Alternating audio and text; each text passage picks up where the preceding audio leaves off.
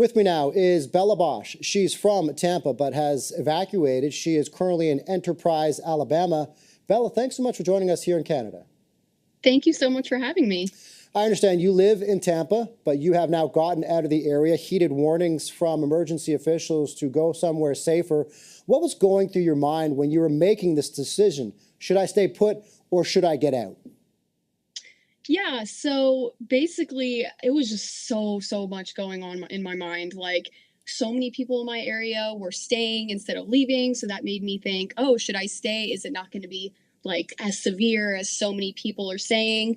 But at the end of the day, like, I wanted to prioritize me and my family's safety. So I think the best thing to do was just to evacuate and just ensure that me and all of my family are going to be safe.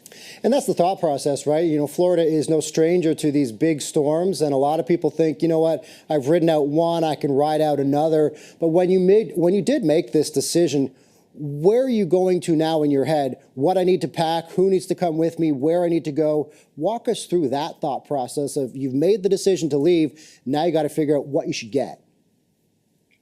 Yeah, for sure. So immediately, as soon as I made the decision to evacuate, I was like, okay, important documents. So like birth certificate, social security card, all of my important things. That was the first thing on my checklist. Next was like my essentials. So everything that I'm going to need for, let's say, a week or two, clothes, toiletries, everything like that. And of course, since I have two pets, those were very high on my priority list as well. How much time did you give yourself to get out, and what was that journey like? I think we're looking at some video now that you've provided of your road to a safer space, and we can see some timestamps you've put on your videos as well. So not an easy journey, I understand.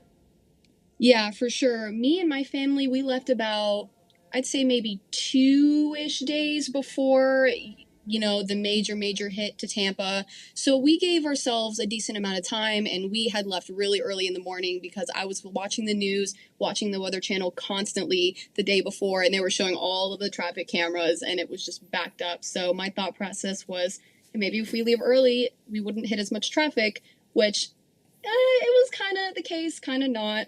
I mean, we still hit a little bit of traffic, but I feel like it got worse as the day went on. So now as the storm is getting closer and closer, now just hours away, how are you feeling overall, thinking what you left behind in Tampa? Honestly, I am very nervous. Me and my family live more inland of Tampa. We don't live on any coast or any beach areas or anything, but I'm just still worried about, just the winds. Like, I saw it was going to be 110 plus mile winds, sustained. That's scary. I'm just worried about just my roof and all of the windows in my house, and potential flooding in the house. So I'm just praying for me and everyone else living in Tampa that we are going to be okay.